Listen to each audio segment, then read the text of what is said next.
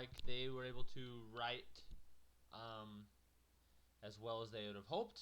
I have really enjoyed reading them so far. They seem really good. Today we're going to do some context for our next unit. So we're finishing up with the Progressive Era, and we're going to transition into the Gilded Age. Oh, excuse me, into the Roaring 20s and the Great Depression. So in order for us to get ready for that, I just want you guys to watch this quick video, and that will kind of help bridge the gap. So remember, we were talking about the Progressives and how this was a response to the Gilded Age and the many problems that America faced during the Gilded Age, and how we remember we had a lot of poverty and urbanization, unsanitary conditions in manufacturing. We had a lot of social reforms such as the Whole House and child labor laws, and we had politicians such as Teddy Roosevelt. Right here he is with the muckraking, his muckrake going through the meat scandal that Upton Sinclair talked about. Okay, so remember that. We talked about Teddy Roosevelt, Jacob Riis, Jane Addams. We talked about the Antitrust Act, give Congress the power to break up monopolies. Very good. We also talked about a little bit the experience of black Americans during this time, about how we have people like W.B. Du Bois and Booker T. Washington who worked hard to basically earn more rights for African Americans. Here we see the NAACP being formed in 1909, the National Association for the Advancement of Colored People, which is an important organization to this day. So we made some good advancements during the Progressive Era as far as equal rights. Okay, some context, just so you know, some important things that happened. In the late 1800s, here in 1898, America will fight the Spanish-American War. This is before Teddy Roosevelt will become the president. So I guess this is kind of before the Progressive Era, really. I mean, it's kind of like in the transition time. I don't know why it's listed as after. We have this is kind of interesting. This slideshow, I should probably change that. Anyway, during this time period, you have what's called yellow journalism, and you'll probably are gonna. This is basically an old term for fake news, right? You hear fake news, it's fake news, right? All over the media today. Yellow journalism is basically journalists exaggerating truth in order to sell newspapers. At this time period, they made money based on paper sales, not clicks, so they would exaggerate as well. There was a battleship, the Maine, which was sunk off of the coast of, I believe, I want to say Cuba, maybe Puerto Rico, was sunk off of while in the harbor, and that will be kind of the rallying cry. Remember the Maine. The United States will acquire Guam, the Philippines, and Puerto Rico as a result of this war. Basically, we will fight a naval battle with Spain. Spain is easily defeated. The United States military is bigger, more powerful. Yeah, and basically Cuba is left to its independence, but then the Platt Amendment will put limits on that. Okay, that's all you need to know is we fight a war with America. Teddy Roosevelt here will lead his Rough Riders, as you see here, in a land battle in Cuba. He becomes famous as a result of this, which will kind of help catapult him for his presidential bid. Okay, we don't need to talk about this. This is just TR's foreign policy. I don't care about that. Roosevelt corollary. Yeah, same thing. Don't really care about this. Okay, but remember how we talked about the darker side of progressivism, that Americans will start to practice what's called imperialism, that American imperialism, that we're going to start to assert our influence on other nations. Basically, the United States is going to see England, France, Germany, Italy, Japan, and now Japan's already in China. These countries all across the world are starting to exert more influence. They're going to start to get more involved, and the United States is kind of like, well, hey, should we be playing this? Should we be playing this imperialism game? And America will. We'll set up colonies in the Philippines and Guam and all throughout the Caribbean and some parts of Latin America. Basically, Japan, we will become at odds with Japan fighting over China. Japan has interests in China, but the United States also wants to trade with China. You can see here you'll see that these different countries, Russia, Japan, Germany, Britain, France, will all start to lay claims to trade within China. As China modernizes and they industrialize, they become more of a lucrative trade partner. We don't want to talk about the Boxer Rebellion or anything like that, but yeah. Okay, this was going to now transition us into the beginning of World War I. So with all this new trade, right, there are ships all across, sailing all across the world. And the United States has a ship called the Lusitania. that is, I guess it's British in ownership, and it's sailing from the United States to England, and it will be sunk by German, um, by I believe a German U-boat, but nah, I don't think they had U-boats at this point. It'll be sunk by a German battleship, and 128 Americans will be killed. And the United States will become very incensed by this. They get very mad. It's sunk in 1915, and by so it is a U-boat. Okay, 1917 unrestricted submarine warfare. Basically, the Germans, I don't want to get too into this, but are already expanding into Europe. Their desire to acquire more territory has grown after Germany consolidates in 1898, becomes a nation, an empire under Kaiser Wilhelm. They seek to expand. They want to play that same game that these other countries were playing, this territorial expansion. Except Germany does it in kind of like an older style, a classical style, which is the actual European continent. They try to expand there. And the United States finds itself pulled into a war partly because of Lusitania and also because of this called the Zimmermann Note. Now, historians kind of question whether or not this is even real. Historians question whether or not, to what degree was Germany serious here. Either way, it will make Americans very mad. The Zimmermann Note was an intercepted telegram sent from Germany to Mexican officials, basically asking Mexico to align itself with Germany and to attack the United States. England will intercept it, as it says, and basically tell the United States, because we're allies. America sees this as a real as a declaration of war.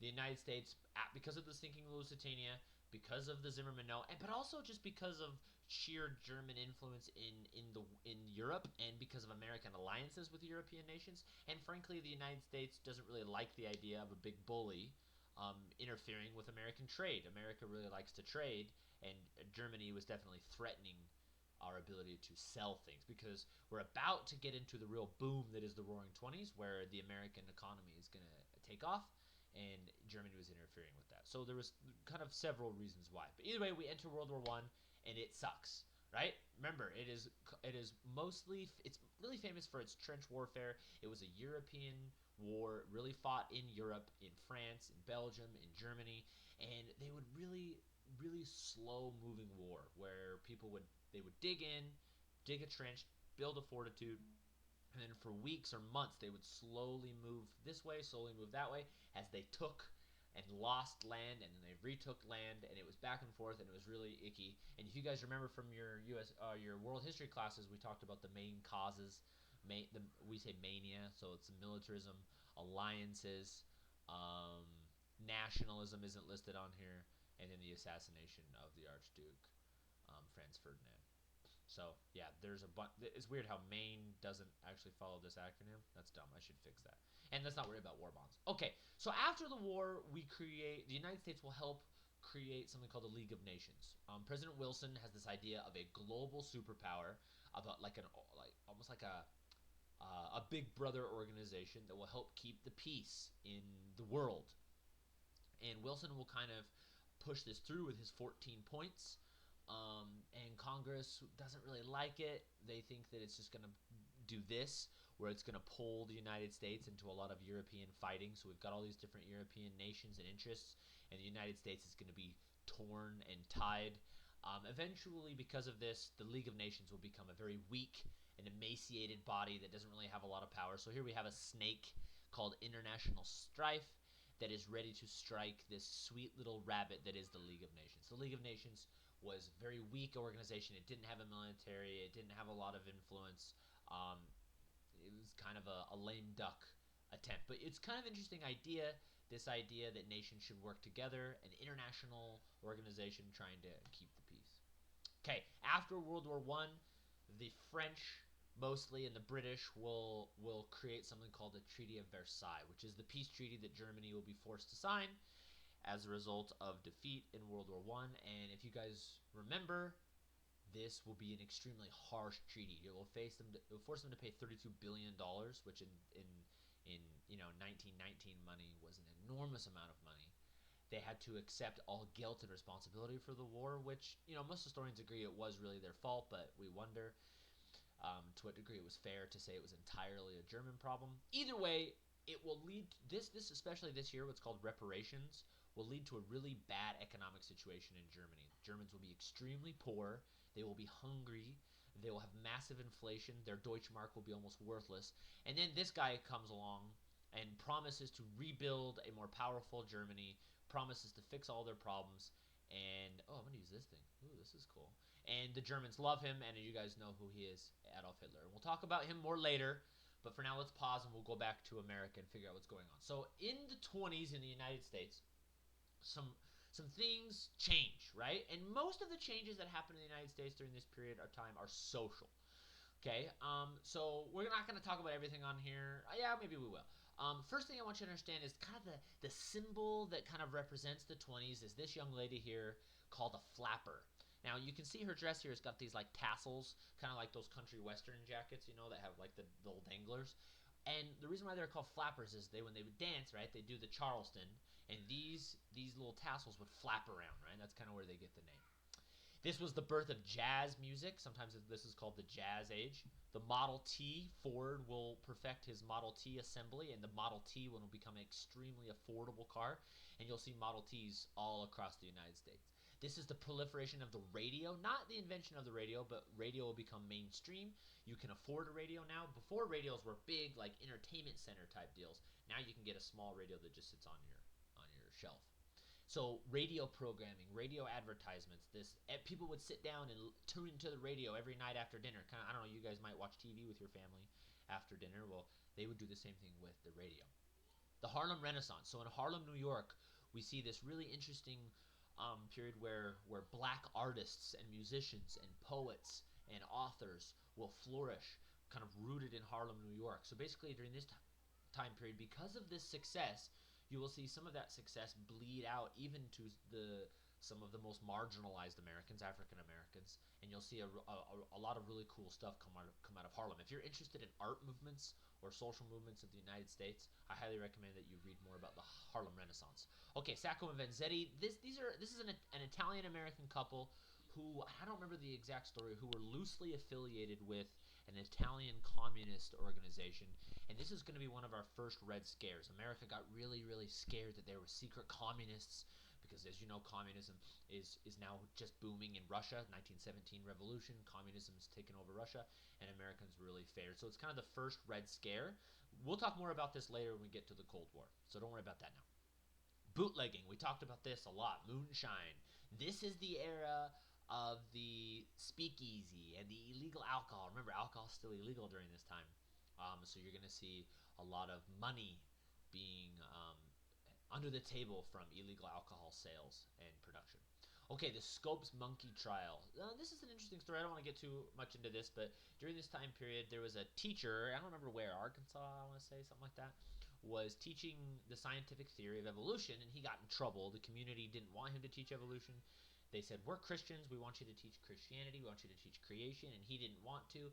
And it actually went on, became a national news story, this trial about whether or not he was allowed to teach it. And it's an interesting story, and they call it a monkey trial because it was kind of a farce at certain points. But eventually, and I think it goes all the way up to the Supreme Court, eventually the courts will rule that he is allowed to teach evolution and that he's not obligated to teach a religious idea, that teachers are allowed to teach what the scientific community, in a science class, they're allowed to teach what the scientific community would say as far as the origin of man is concerned. There's a really cool play about this called Inherit the Wind. If you guys want to learn more about that, I highly recommend you check it out. So let's recap. Major social changes. Gender norms will shift. As you can see here, modesty norms have changed. Look, exposed shoulders, right? Girls are going to be able to go out and dance without a chaperone. Girls are going to start drinking more, even though it's illegal. Basically, women are going to start doing things that in the past would be considered immodest. You can see how much makeup she's wearing. This would have been, inappropriate for a woman before this time. You're going to see gender norms shift, and part of that will be because we see what we know as today as a teenager didn't really exist in the United States or anywhere prior to the 1920s. You were a child and then you were an adult, and if you can really research this, it's interesting. They would put kids in adults' clothing, just smaller versions of adults' clothing. But now we have this new thing called teenagers, and they started to dress a certain way, they started to talk a certain way, and teenage culture became a thing. And you guys might identify with this. You would know teenage culture, right? You guys have your, there's slang words that are only common to teenagers. There's certain hobbies and activities that are only common to teenagers, and younger kids don't get it, and older people don't get it. And basically, what historians think is that the teenager was basically born because of the proliferation of the automobile. Because we now have cheap cars, these young adults, right? These basically anywhere between the ages of 15 and 19, 20-ish, right, are now able to go and do things like they never have before. They could have hitched up a horse and gone into town, but now that they have a car, a reliable mode of transportation, and they kind of have privacy in their cars, they're able to pair off or to go out in groups, 4 or 5 people pile into a car, and drive and go get a soda or go get an ice cream or go have a picnic or go do whatever teenagers do. And you will basically see this new class of Americans born. It's really an interesting time. Um, I'm sure they made some. You don't get it, Dad. Me and my friends are gonna go drive our Model T, and they probably said something like "Okay, Boomer," except what would it have been before that? Okay, Civil War. Ooh, I don't know. Okay, so the Roaring Twenties is really where we see the successes of the Progressive Era, right? So the Progressive Era was an era of reform, a desire to change, and the Roaring Twenties is kind of the fruits of that labor, right? Where we see economic involvement, we see economic regulation, and you see a really prosperous time for most people. America is doing well. They call it the Roaring Twenties because our economy is roaring, the music is roaring, parties, culture. The book The Great Gatsby takes place during this, and they talk about the opulence of the time, right? Wealth and greed in the stock market amongst the financial types, unfortunately, will create conditions that will eventually cause the stock market crash in 1929. And obviously, they don't know that in the mid 20s. It's an era of prosperity in which most Americans are doing great. Okay, unfortunately, we're going to have to contrast that now with the Great Depression, in which basically the economy will collapse for several reasons. And it's not just the stock market crash. In fact, that's only a small part of it. We're actually going to get into this more later. I will pick up here with our next context project video, or actually, I'm going to teach you guys about the Great Depression, and then we'll pick up with the context project after this. But for now, I want you to remember that from the Progressive Era, we get involved with a war in Spain in the late 1800s, or that's during the Progressive Era, really. Then we fight World War I, which is icky and gross. We recover from that. It leads to an era of prosperity. America things are going great. And then in 1929, the stock market crash is really a symptom of those problems that we mentioned here. It's kind of this economic problems that America was enduring. Okay, I hope that wasn't too long and boring. Be sure to email me any questions. Thanks so much, guys. Hang in there. I'll catch you later. Bye.